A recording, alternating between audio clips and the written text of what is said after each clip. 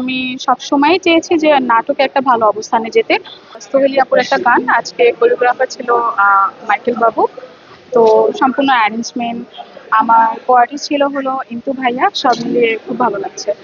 এবং আমাদের আজকের এই গানটা হলো মূলত ঈদ উপলক্ষে করা, আইটেম সং এবং ডান্স কম্বিনেশনে একসাথে করা। আশা করি আপনাদের খুব ভালো লাগবে। বিশেষ করে আমার কোয়ার্টিস্ট যে ইন্তু ভাইয়া খুব সাপোর্টার। সে কিভাবে কোনভাবে বেটার হবে উনি খুব ভালো সাপোর্ট করতেছে। তার থেকে বড় কথা, কোরিওগ্রাফার যে মাইকেল ভাইয়া আছে উনিও খুব সাপোর্টার একজন। উনি না থাকলে এত বড় একটা প্ল্যাটফর্মে হয়তো আমি কাজ করার সুযোগ পেতাম না। আমার কাছে সবার আগে আমার নাটকের জায়গাটা মেইন, কারণ আমি সবসময় চেয়েছি যে নাটকে একটা ভালো অবস্থানে যেতে।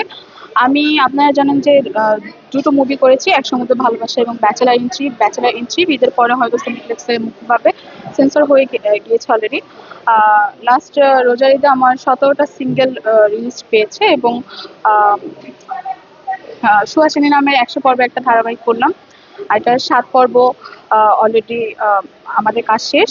তো এবার ঈদে আমার 4টা সিঙ্গেল আসবে। রোজা ঈদের মতো অত কাজ করা হয়নি, বাট আমার ধ্যান জ্ঞান নাটক নিয়ে, নাটকে কাজ করবো। আমি নিজেকে মনে করি না এখনো সিনেমার জন্য আমি পারফেক্ট। সিনেমা আসছে, অনেক কাজের প্রস্তাব আসে, বাট এর ভিতর থেকে অনেক বেছে বেছে যেগুলো গল্প মনে হয় যে এই গল্পটা একটু ডিফারেন্ট, এই গল্প দিয়ে আমার ক্যারিয়ারে কিছু একটা হবে, বা আমি এই গল্পটা দিয়ে একটা জায়গায় পৌঁছাতে পারবো, এমন কিছু গল্পই বেছে কাজ করা।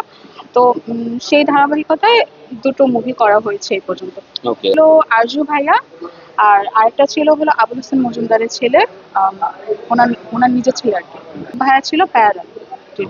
মনে করি গল্প একটা সিনেমার সফলতার মূল কারণ।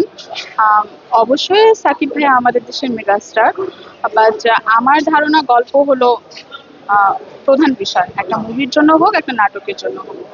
লাস্ট রোজা ঈদে যে আমি 17টা সিঙ্গেল করেছি, এর ভিতর আমার ডিভোর্সি নাটক যেটা, সেটা অলরেডি 6 মিলিয়ন হয়ে গেছে কাজটা। দেন আমার আরেকটা নাটক যেটা, এটা হলো ইমামের হিন্দু বউ। এটাও আপনাদের দোয়ায় 3 মিলিয়ন পার হয়ে গিয়েছে।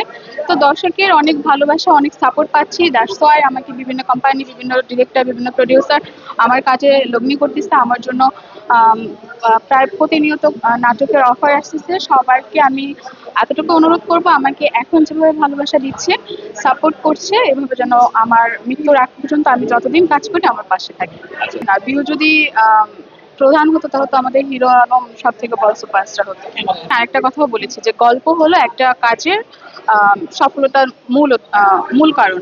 তো আমি মাসে 30 দিনে কাজ করতে পারি, বাট আমি অনেক বেছে বেছে কাজ করি, মাসে 15-20 দিন কাজ করি। আমি অনেক বেছে বেছে গল্প বাছাই করে কাজ করি এবং কো আর্টিস্ট বাছাই করে কাজ করি।